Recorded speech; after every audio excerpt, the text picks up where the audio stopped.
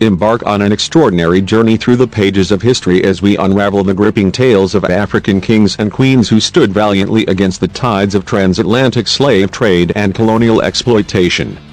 In this riveting video, we explore the resilience, strategic brilliance, and unwavering commitment of leaders like King Afonso I, Queen Nzinga, King Ghezo, King Jaja, King Behanzin, King Shaka Zulu, King Taklikosi, Oba Ovanramwan, King Setwayo Compand, and King Agaja Trudeau.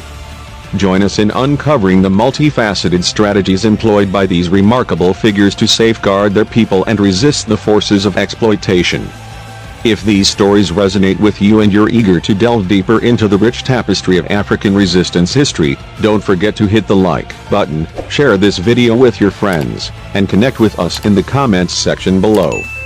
Your thoughts and engagement are crucial in keeping these narratives alive. Subscribe to our channel to ensure you don't miss out on future videos that uncover more hidden gems from African history. Let's together celebrate the resilience and courage of these incredible leaders. King Afonso I, of the Kingdom of Congo played a pivotal role in resisting the European slave trade and colonization during the 16th century. His efforts to protect his people from the devastating consequences of the slave trade were evident in his proactive approach, which included writing letters to European powers. Afonso I, also known as Nzinga, ascended to the throne in 1506 and ruled the Kingdom of Congo during a crucial period of interaction with European powers.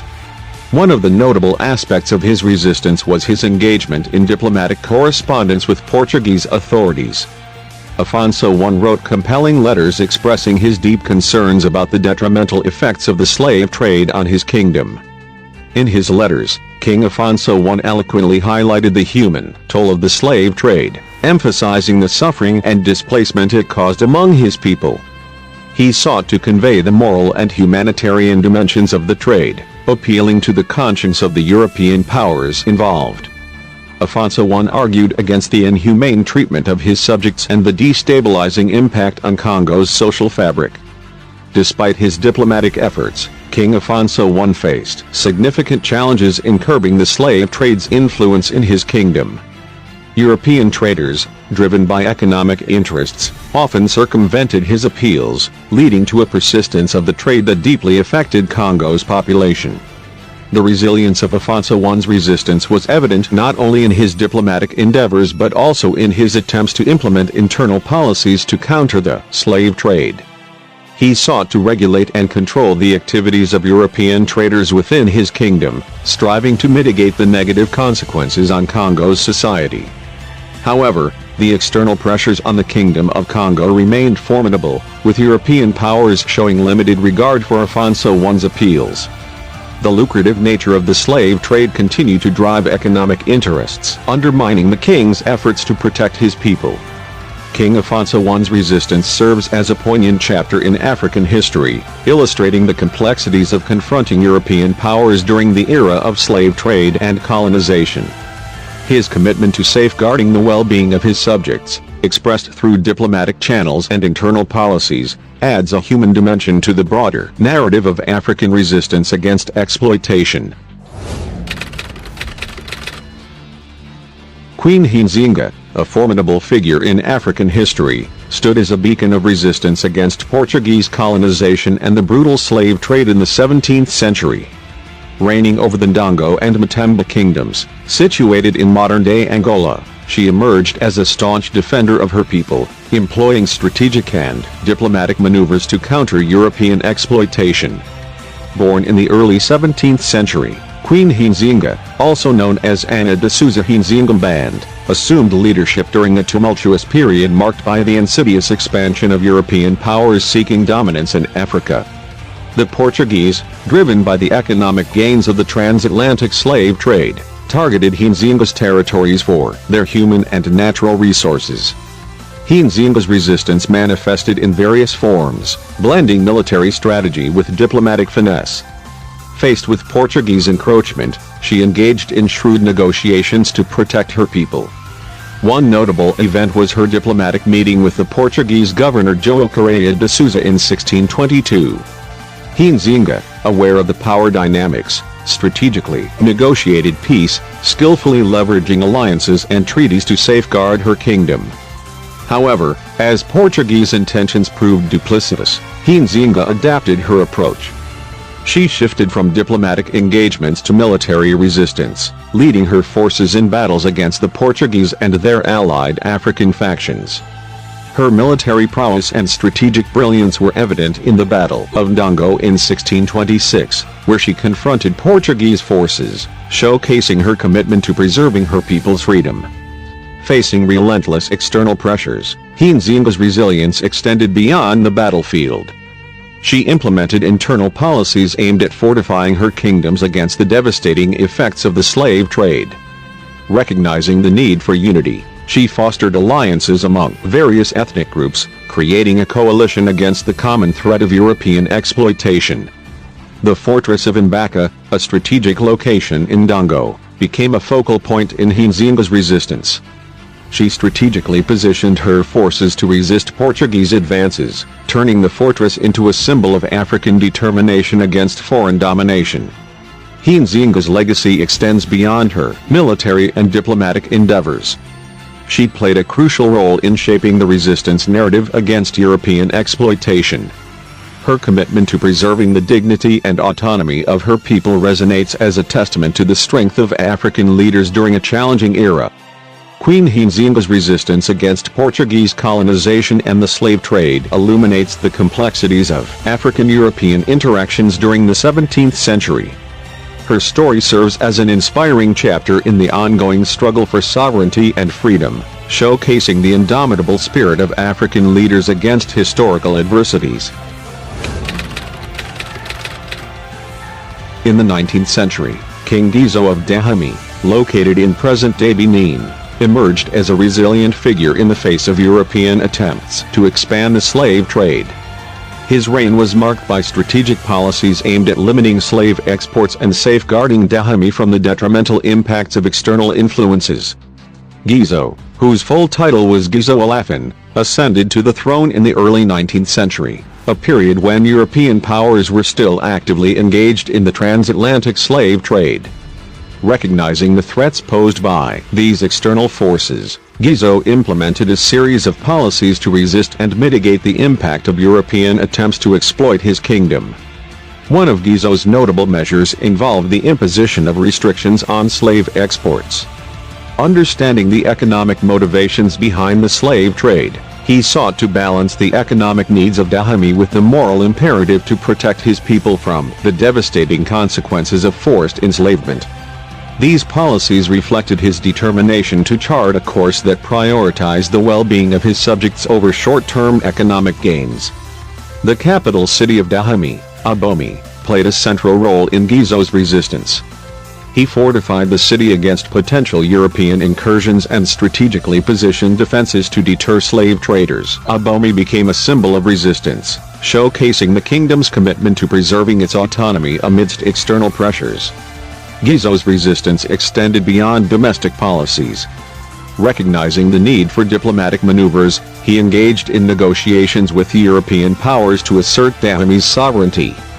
While facing immense challenges due to the deeply ingrained interests of European traders, Ghezo's diplomatic efforts aimed to establish a balance that safeguarded his kingdom's integrity.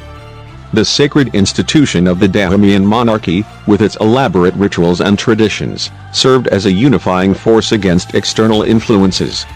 Ghezo leveraged the cultural strength of Dahomey to foster a sense of unity among his people, reinforcing their collective identity in the face of external threats.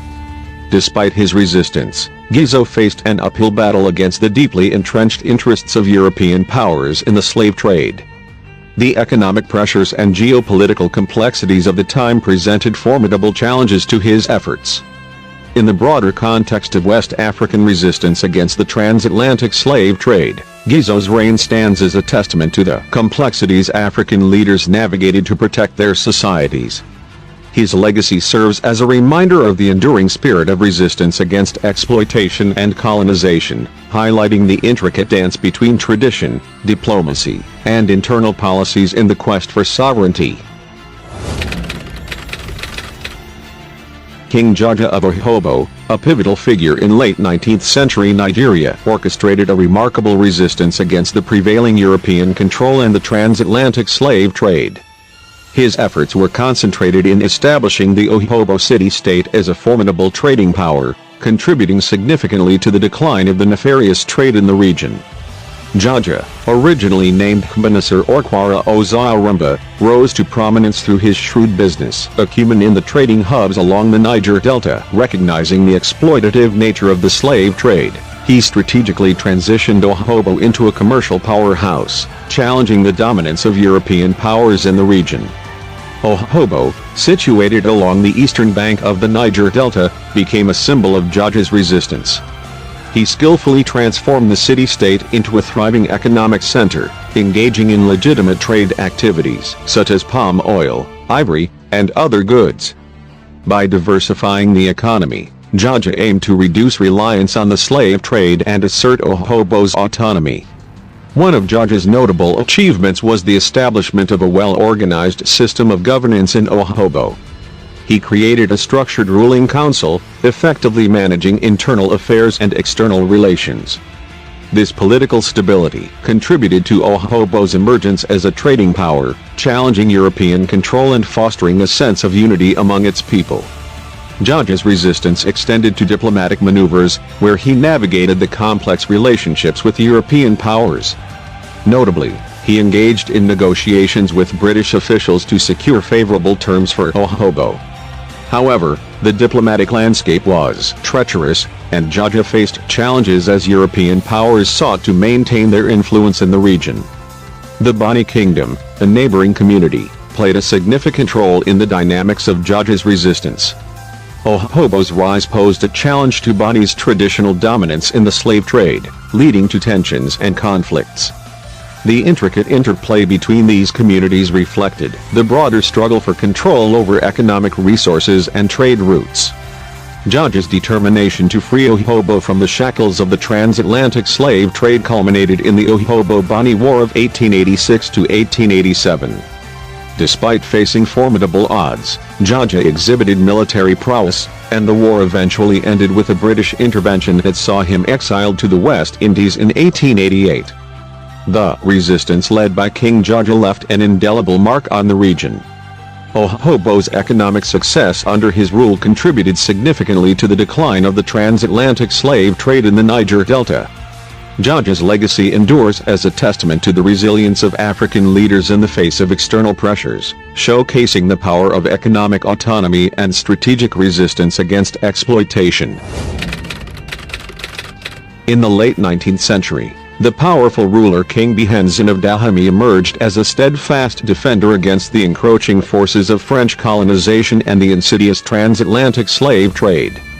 His reign, marked by unwavering determination, strategic brilliance, and an unyielding commitment to protecting his people, offers a poignant chapter in the complex history of African resistance. Dahomey, situated in the region now known as Benin, found itself at a crossroads during a tumultuous era when European powers, driven by imperial ambitions and economic interests, sought to exploit African territories. French expansionism, marked by the desire to control trade routes and tap into the lucrative slave trade, cast a shadow over Dahomey.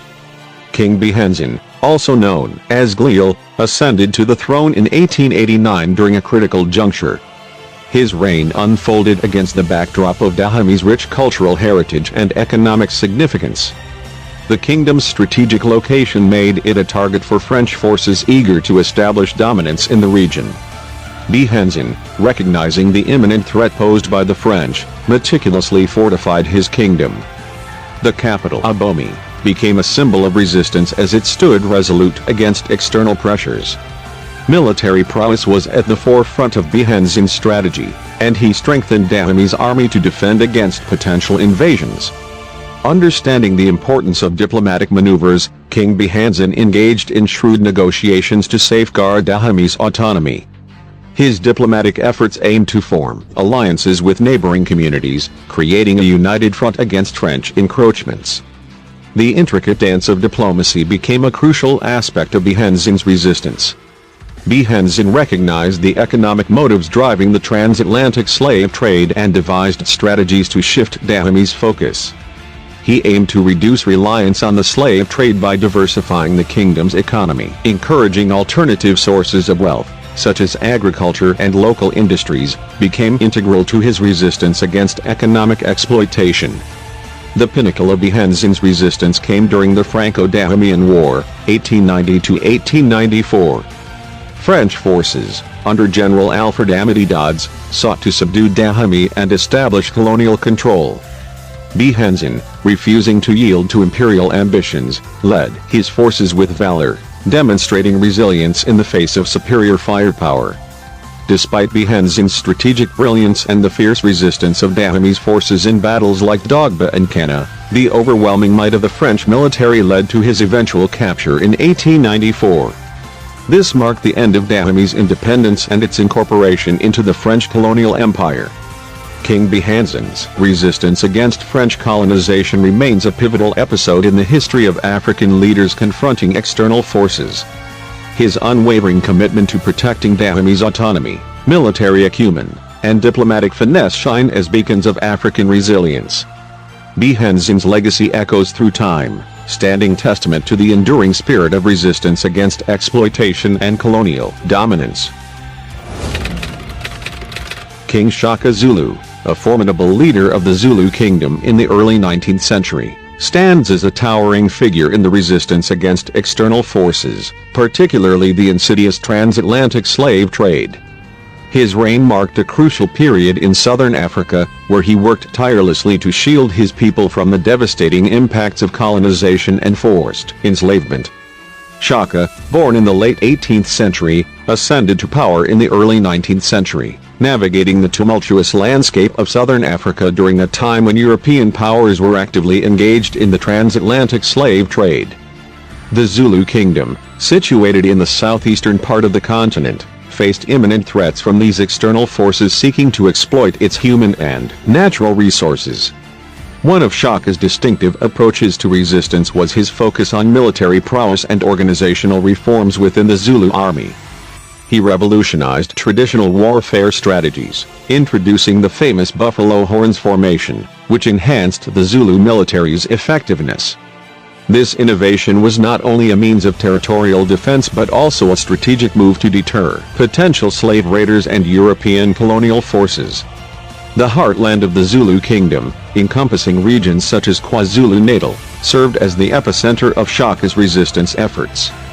His military campaigns aimed to consolidate power within the kingdom and create a formidable defense against external threats. Shaka's military successes contributed to the Zulu kingdom becoming a formidable entity in the region, deterring European attempts at infiltration. In addition to military resistance, Shaka implemented internal policies to fortify the Zulu kingdom against the corrosive impacts of the transatlantic slave trade. He sought to establish a cohesive social structure that would withstand external pressures. His policies aimed at fostering a strong sense of unity among various Zulu clans, creating a resilient societal fabric that could withstand external exploitation. Shaka's diplomatic acumen also played a role in resistance. He engaged with neighboring chiefdoms, such as the Fethwa under Chief Dingiswayo, forming alliances to strengthen the collective defense against common adversaries. These diplomatic endeavors showcased Shaka's strategic thinking in navigating the complex political landscape of southern Africa. Despite Shaka's efforts, the Zulu kingdom faced challenges from European colonial powers, particularly the British. The Anglo-Zulu War of 1879 was a significant conflict, and although the Zulus displayed remarkable bravery, the British ultimately prevailed, leading to the colonization of Zululand. King Shaka Zulu's resistance against the transatlantic slave trade and colonization remains a powerful chapter in African history. His military innovations, internal policies, and diplomatic strategies demonstrated a multifaceted approach to safeguarding the Zulu kingdom. Shaka's legacy endures as a symbol of African resilience against external exploitation, emphasizing the importance of strategic thinking and unity in the face of historical challenges. King Taklikosi, Ghana.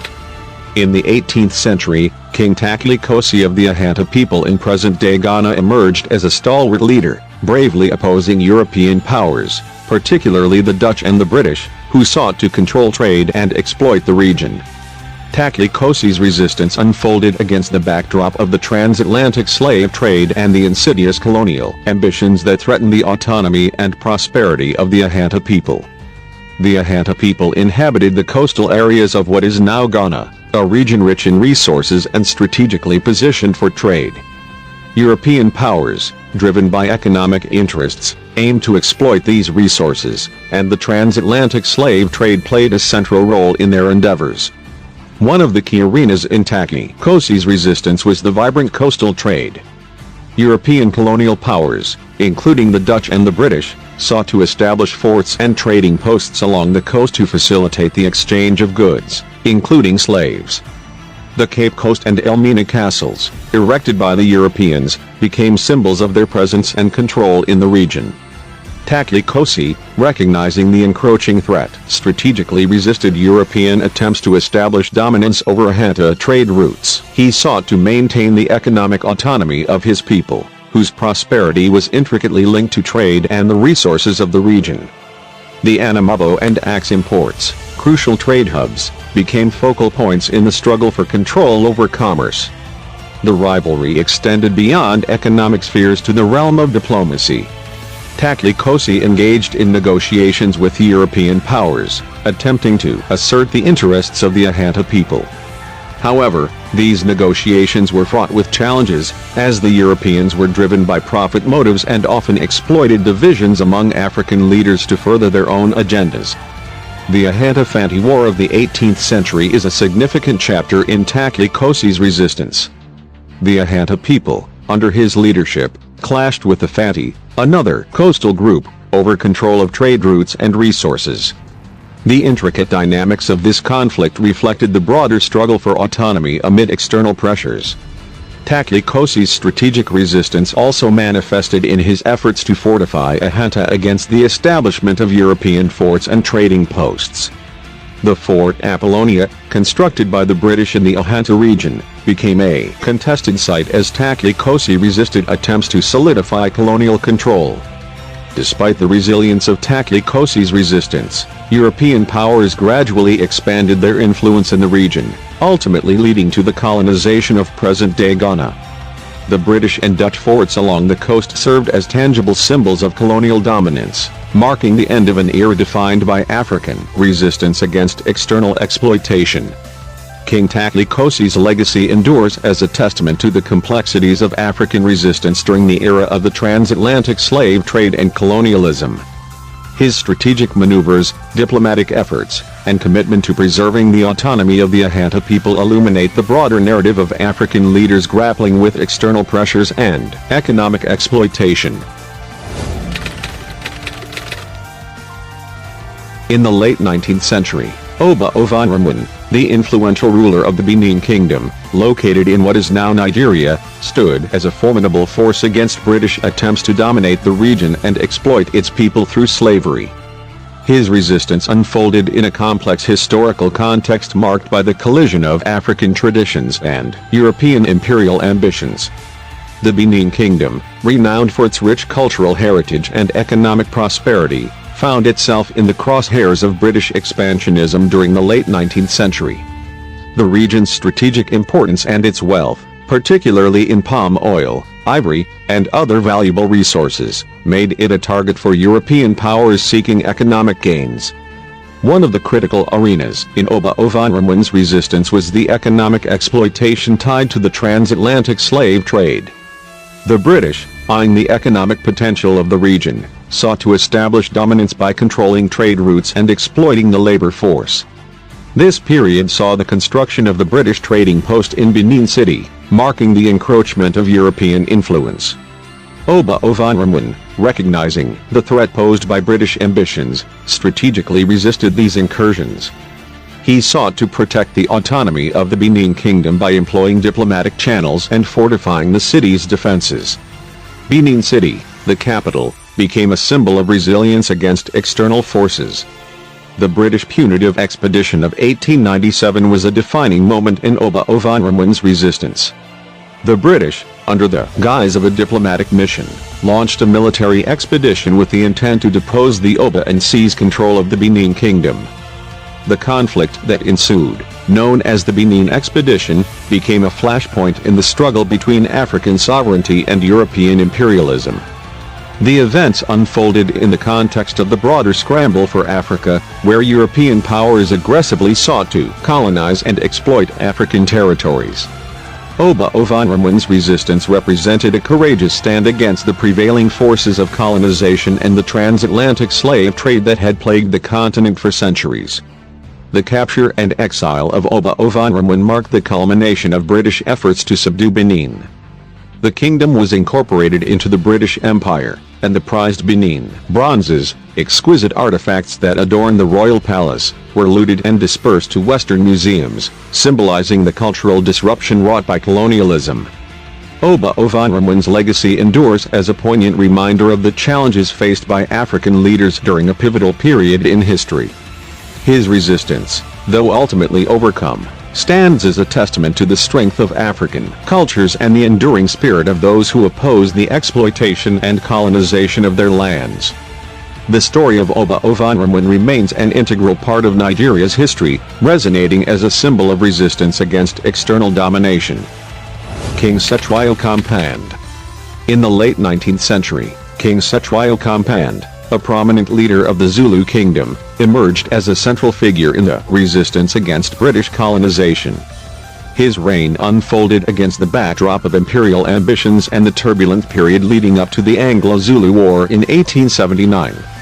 Cetshwayo's steadfast commitment was to maintain the independence and sovereignty of the Zulu kingdom in the face of formidable external pressures. The Zulu kingdom, situated in southern Africa, was renowned for its military prowess, cultural richness, and cohesive societal structure.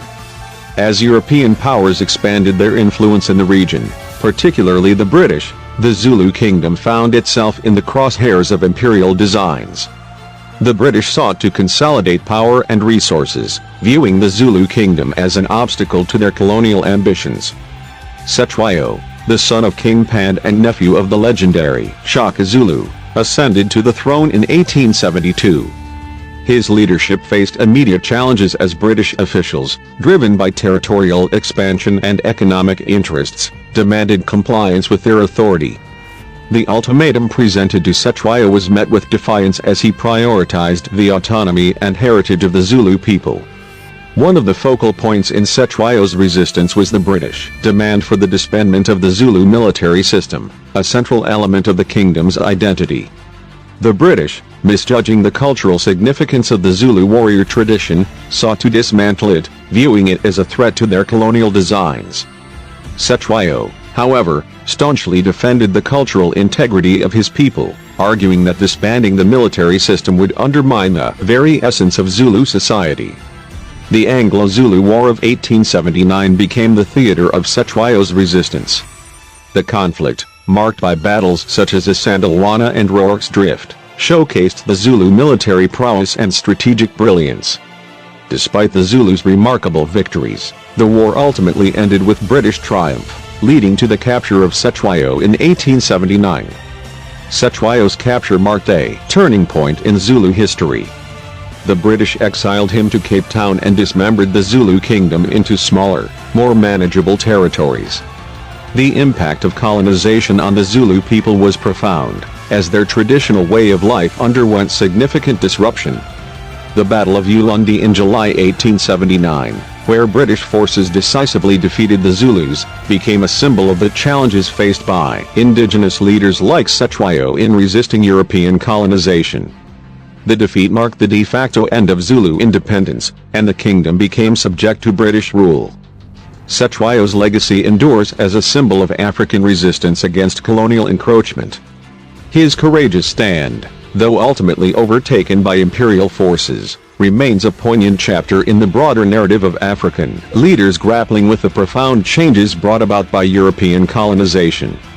Cetewayo's commitment to preserving the independence and cultural heritage of the Zulu kingdom continues to resonate as a testament to the enduring spirit of resistance against external domination.